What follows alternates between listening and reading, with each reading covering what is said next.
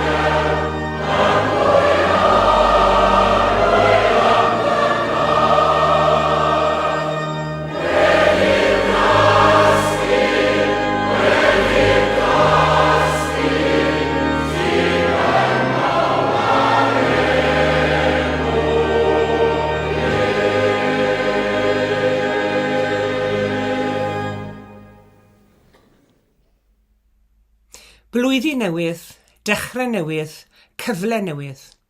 A chyfle hefyd i gael gwared o'r hen bethau a oedd o bosib ddim yn eistedd yn gyfforddus yn ein bywydau ni. Tynnu llinell oedd eu tannu nhw, a dechrau to. O'n i'n darllen pa ddiwrnod am yr Eskimos yn Alaska. Maen nhw'n byw uwch ben y cylch Arctic.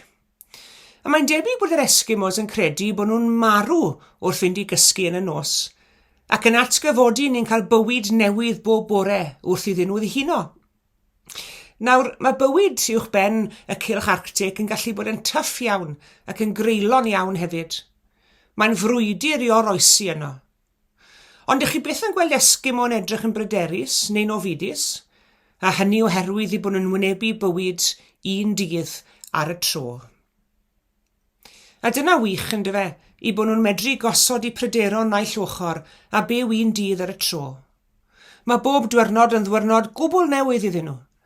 Mae pob bore'n wawr newydd ar eu bywydau. Dydyn nhw ddim yn cario i gofidiau o'r naill diwrnod i'r llall. Mae'r adnodau o'r Testament Newydd sydd dan sylw gyda ni'r heddi yn adrodd am bobl oedd hefyd yn byw mewn byd creulon a chaled iawn. Rhan olaf stori'r Nadolig. Ar ôl i'r bugeilied a'r angylion a'r doethion ddiflannu. Dyma angel arall yn ymddangos i Joseph mewn breuddwyd, gan ddweud wrtho bod y brenin Herod yn chwilio am y baban Iesu gyda'r bwriad o'i ladd e. Cod a chymer y plentyn a'i fam gyda thi, a ffwy'r aifft, medde'r angel wrtho fe, ac aros yno hyd y dywedaf wrthyt. Nawr, i ni ddim yn rhy hoff o'r rhan hon o stori'r Nadolig. Gwell o lawer gyda ni aros gyda swyn a'r hamant i bugeilied, yr angylion, a'r doethion, a'r stabal a'r preseb. Ond mae yna dywyllwch mawr yn perthyn i stori'r Nadolig, tywyllwch a hofon, ac gallwn ni ddychmygu'r cwpl ifanc, Mair a Joseph, yn casglu i ychydig eiddo ynghyd â'i baban newydd anedig, ac yn hywyllwch y nos, yn gwneud i ffordd yn dawel fach tuag at gyfeiriad yr aifft. A mae bywyd yn aml yn gallu bod fel yna hefyd, hyd yn oed ymlyg yn y stori prydfertha am Dduw yn dod i'n byd ni yn ei fab Iesu. Eto mae'n elfen gref ofn a bygythiad marwolaeth yno. Ac wrth gychwyn blwyddyn newydd yn ein hanes, mae angen i ni hefyd gydnabod bod ambell i beth mewn bywyd sy'n codi ofon arno ni, ac fe fydd yn codi ofn arno ni yn ystod 2022. Dyw'r Beibl ddim yn anwybyddu problemau bywyd yn y byd am herffaith hwn. O'r teulu cyntaf un gyda'i eiddigedd a thrwy frwydr bobl Duw, pobl Israel, gyda'r llwythau brodorol, y gwleddoedd a newyn, caethweision a ffoduriad a'r grwydr, dagrau a gofid, fe ddysgwn ni nad oedd bywyd yn fel i gyd o bell ffordd. Ac mae'r Beibl yn portreadu darlun cywir iawn o fywyd. Mae bywyd yn gallu bod yn galed, mae'n gallu bod yn tyff, mae'n gallu bod yn greulon, mae'n gallu bod yn demanding iawn, a mae'n gallu creu lot o ofid i ni felly. Ond roedd angen i Joseph a Mair a'i plentyn newydd anedig ffoi am ei bywydau. Mae'r ddrama hon wedi cael ei hail-actio dro o tro ar gwrs hanes yn diwedd. A heddi, i ni'n dal i weld ffoduriad a'r grwydr, yn ffoi am ei bywydau, yn cario'i heiddo i gyd ac yn peryglu bywydau chwilio am fywyd gwell. Ffoi i'r aifft oedd hi yn hanes Mair a Joseph, ond yw'r hanes ddim yn cwpna fyna chwaith. Hyd yn oed ar ôl marwolaeth Herod, a'r teulu bach yn credu bod hi bellach yn saff i ddychwelyd Israel, fedra nhw fyth a dychwelyd i'r dre lle nhw'n arfer byw yn Judea. Pam? Wel, bod Herod wedi marw, mi roedd ei fab wedi dod i'r orsedd yn lle dad, ac mi roedd yr ofn yr un. Ac felly dyma nhw'n setlo nid yn Judea, ond yn ardal Galilea. Mewn tre fach o'r enw Nazareth, mi roedd hi'n saffach o lawer iddyn nhw fanna. Mae'r Beibl yn portreadu bywyd go iawn, mae yn realistig iawn. Dyw e ddim yn cuddio'r ffaith bod ofon.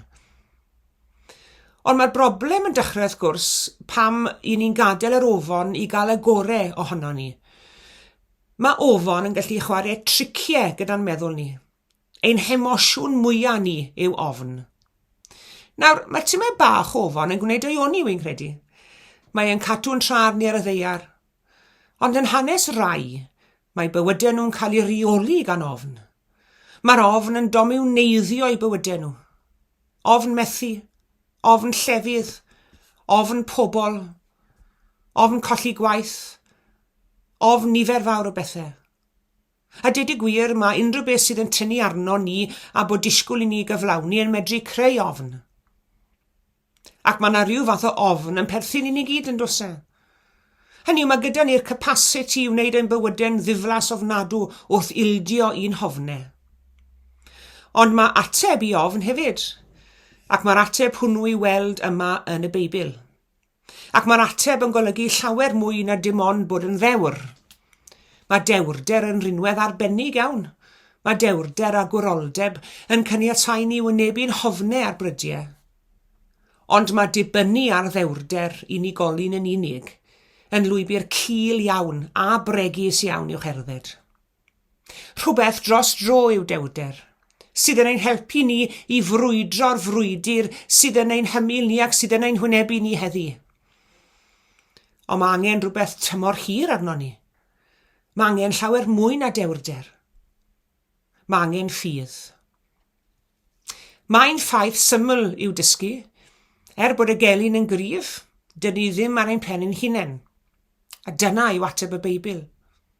Falle na welwn ni obaith, ond fe welwn ni'r un sydd yn ffynhonnell y gobeith hwnnw. Dyna yw ffydd.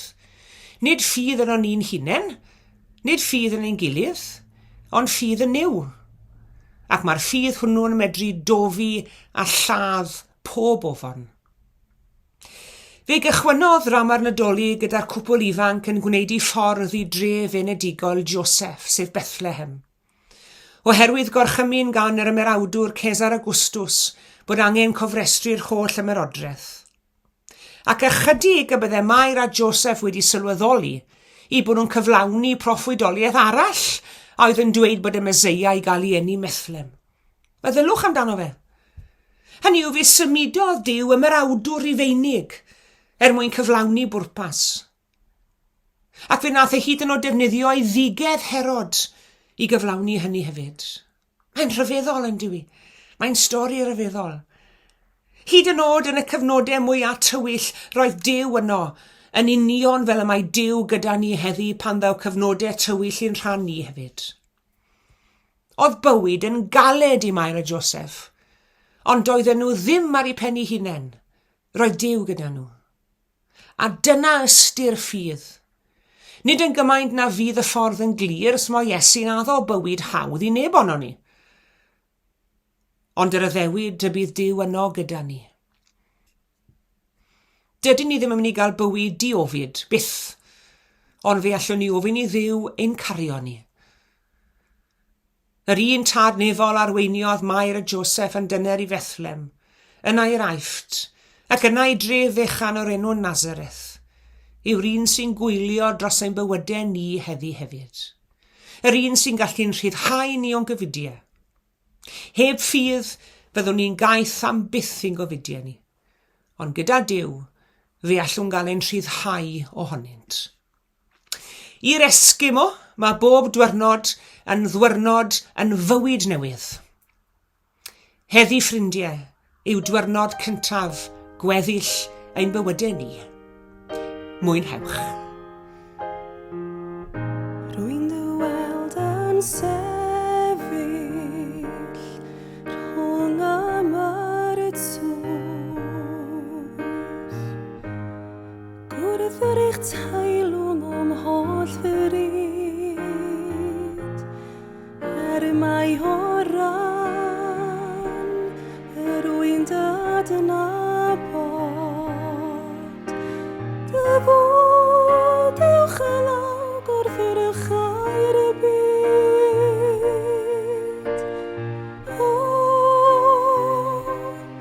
am yr eiliad y caf dy weled fel yr oes Rosin Saron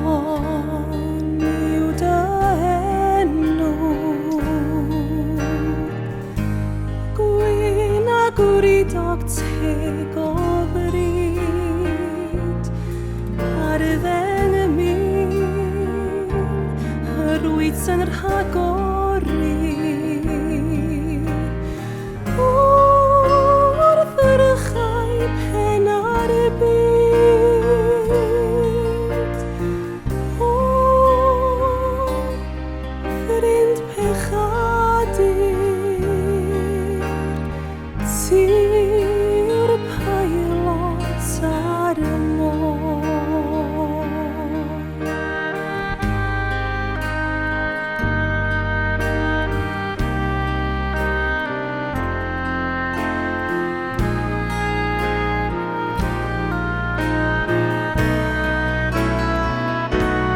beth sydd i mi mwy iawn elwydd ac eilinod gwael y llawr tysdi o rwydd nad yw ei cwmni i'w gystadleuaeth i yn nawr o ymgael aros pan dy gariad ddyddiau foes.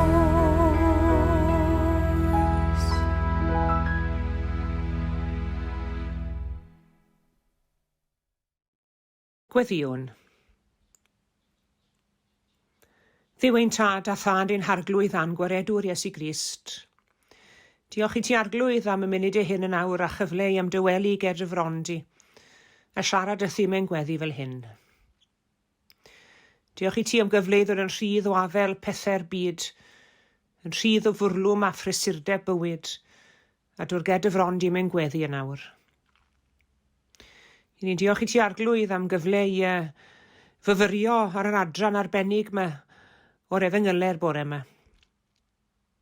Ac i ni'n ymddiheirio'n fawr arglwydd ein bod ni wrth ymgolli yn swyn ar haman stori'r Nadolig cynta. Nad i ni bob amser yn sylweddoli fod na ofn a thywyllwch yn perthyn i'r stori mewn gwirionedd. Ond yng nghanol y cwbl arglwydd i ni'n diolch dy fod ti'n bresennol, yn arwain dy bobl di fel yr wyt ti wedi harwen weriod. Ac wrth i ni wynebu flwyddyn newydd yn ein hanes ni arglwydd, i ni'n ymwybodol iawn y bydd nofnau a threialon ar y daith i ni eleni hefyd. Fe wyddon ni o dad nad oedd Iesu wedi addo bywyd hawdd i'w ddilynwyr. Yr wyf yn eich anfon chi allan fel defed i blith bleiddiad, meddai Iesu. Ond fe wyddon ni hefyd arglwydd bod Iesu wedi addo bod yn agos at ei ddisgyblion. A dy fod ti o dad trwy dy lan ysbryd wedi addo bod yn agos ato ni hefyd yn ein harwen ni ac yn ein hanog ni ac yn ein gwroli ni hefyd. Ond ambell waith arglwydd mae angen chydig bach mwy na gwroldeb arno ni. A dyna lle mae ffydd mor bwysig i ni o dad. Ffydd yno ti ac yn dallu di ac yn dy gariad di. A helpa ni o dad nefol i ymdeimlo o'r newydd a'r ymrwymiad hwnnw i ti drwy ffydd heddi. Oherwydd o'n i bai am y ffydd sydd gyda ni yn y ti arglwydd fydde bywyd hyd yn oed yn fwy anodd nag y mae ar hyn o bryd. I ni'n diolch o dad nefol dy fod ti wedi dod yn un ohono ni yn dy fab Iesu a dy fod ti wedi medru uniaethu dy hunan a'n broblemau ni, a'n profiadau ni, a'n hemosiynau ni hefyd. Diolch taw Duw'r Emmanuel wyt ti, Duw sydd yn agos ato ni. Gweddiwn felly arglwydd ar i ti fod yn arbennig o agos at y fobol di yn ystod yr wythnos newydd hon sydd bellach wedi gwawrio. Mae'n wythnos o ddryswch arglwydd yn y byd gwleidyddol. Mae'n wythnos lle mae yna fobl yn cyhuddo eraill o weithredu yn groes i'r reolau. Mae'n wythnos sydd o bosib yn mynd i fagu fwy o gysineb a berniadaeth. Ac arglwydd pan mynd i'n ystyried cyflwyr ein byd ni a'n gwlad ni, i ni yn meddwl o bryd i'w gilydd arglwydd nad oes na ddiwedd i'r holl drybini yma sydd yn ein byd ni. Ond p'un bydd na ddiwedd neu byd o arglwydd wrth i ni ymddiried yno ti, i ni'n gwybod nad oes rhaid i ni ofni'r un gelyn, nad oes rhaid i ni ofni'r un profiad, ond i ni aros yn dy gwmni ydi. Dilynwyd ei gariad ni bobman felly.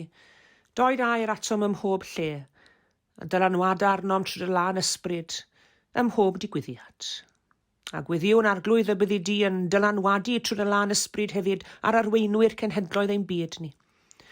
Wrth i ni gyda'n gilydd fel byd geisio ein ffordd ymlaen trwy'r hen bandemig mae sydd wedi perlysu'n byd ni dros y 2 flynedd diwethaf yma. Bydd yn eithriadol o agos hefyd arglwydd at bawb sydd yn gaeth i amgylchiadau anodd ar hyn o bryd. Yn gaeth i'w haelwydydd, i gartrefi preswyl, yn gaeth hefyd i wardi ysbyty ac yn cael ei hamddifadu o ymwelwyr. Bydd yn agos at bawb sydd yn galaru ac yn hiraethu am ynwyliad. Defnyddia ni arglwydd i fod yn gyfryngau dy dosturi ath gysur ath dangnefedd i'th blant.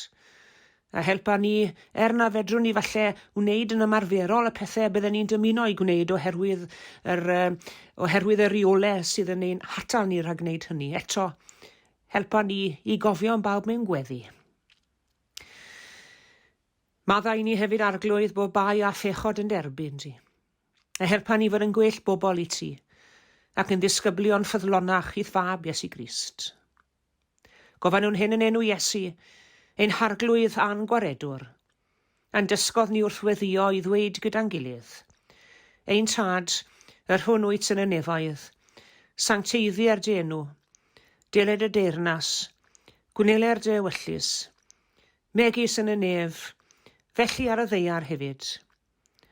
Dyro i ni heddiw ein bara beinyddiol, a madda i ni ein dyledion, fel y myddyiwn unna i'n dyledwyr. Ac nac arwain ni brofedigaeth, eithir gwared ni rhag y drwg. Gan i seiddo ti yw'r deyrnas, a'r nerth, a'r gogoniant, yn oes oesoedd. Amen.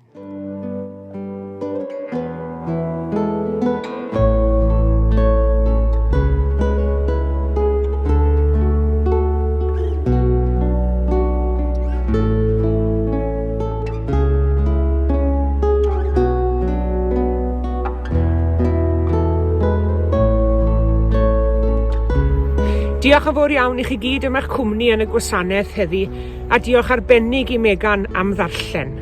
Tan y Sul nesaf, cadwch yn ddiogel ac yn iach, a gras ein harglwydd Iesu Grist, a chariad Duw, a chymdeithas yr ysbryd glân, a fyddo gyda ni oll. Amen.